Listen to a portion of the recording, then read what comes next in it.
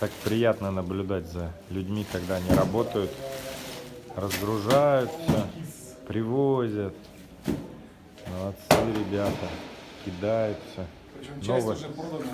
Новое поступление у нас. У нас еще одна новинка. Стяжной ремень с увеличенной рукояткой с храповым механизмом обратного хода. Чем отличается от обычного?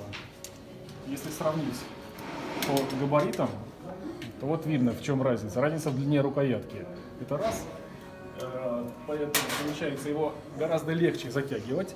И второе, рукоятка, обратность механизма позволяет затягивать не вверх, как у классического стяжного ремня, а сверху вниз. То есть, используя вес своего тела, это гораздо удобнее для того, чтобы правильно и посильнее затянуть, и побыстрее затянуть.